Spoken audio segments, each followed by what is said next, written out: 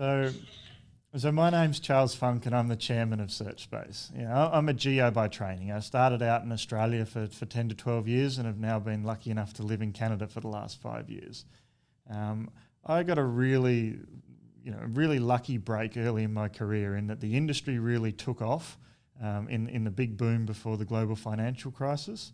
And I was lucky enough to be taken all around the world and look at a lot of projects from early stage all the way through to production. And that allowed me to see a huge range of projects and opportunities. And you realise it's a big world with a lot of projects. And it's really hard to have a good coverage across those.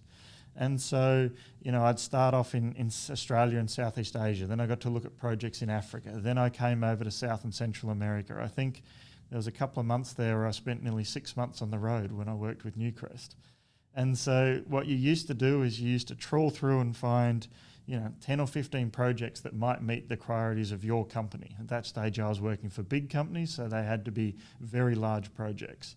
They could be early stage. We went and saw everything from paddocks in Brazil to mines in Alaska. We looked at the whole range of projects and opportunities.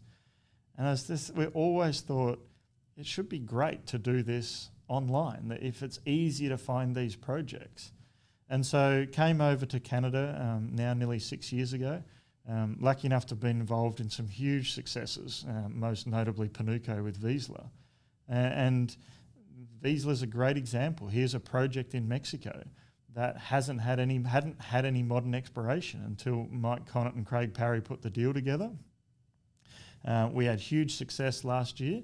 And there's more projects like that in the world. And SearchSpace should help fill that void make it easier for people with good projects who aren't connected into Vancouver or London or Perth, but they can find funding partners or JV partners to make more of these discoveries.